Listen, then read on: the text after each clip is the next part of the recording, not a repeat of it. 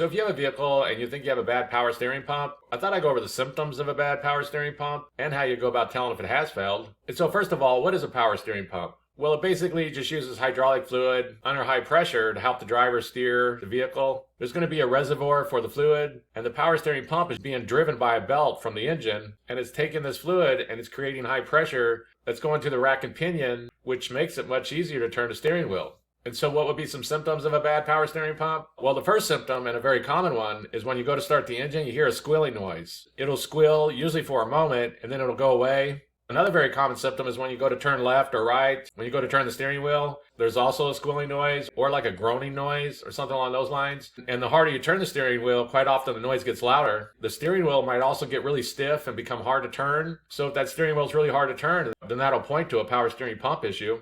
Also, sometimes you might see a leak underneath the vehicle. So if you look underneath there, you might see fluid actually leaking out onto the ground, especially if the fluid is red. Then that's a symptom that there's some kind of issue going on with the power steering pump.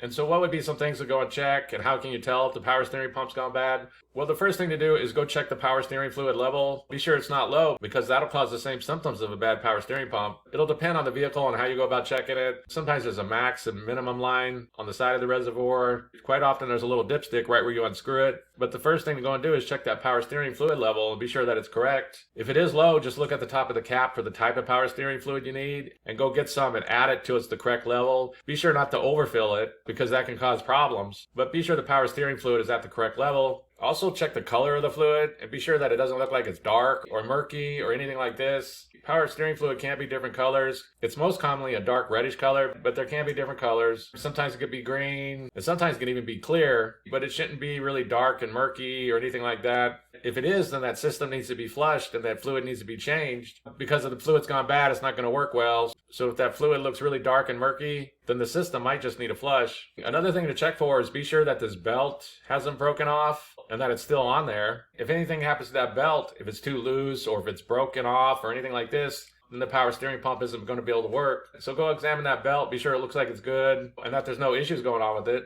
Another thing to look for is that if this power steering pump looks like it's not aligned right, sometimes when these belts are replaced, they're over tightened, and this can cause this bearing to wear out, and then it can kind of tweak the whole pump. And when you go to look at the pulley, it could be misaligned, like it just looks like it's off. So if you see that, very likely the bearings inside the pump has gone bad and that whole pump needs to be replaced. Sometimes when those bearings go bad, air can come up inside of there. And when air leaks into it like that, quite often you can see bubbles inside of the fluid. So if you check the fluid and you see a lot of bubbles inside of there, then air is getting inside of there somehow. And quite often that's because the bearings have gone bad and the air is going in there. Of course, it can also be a bad hose or a loose connection or something along those lines. But the next thing you go check for is just be sure that it's lined up correctly. And so that's basically it. I just wanted to go over the signs and the symptoms of a bad power steering pump and how you go about telling if it has gone bad. If you have anything to add, please comment down below. If you have any questions, ask me and I'll try to answer them. If this video helps you, please click like, please click subscribe, and have a good day.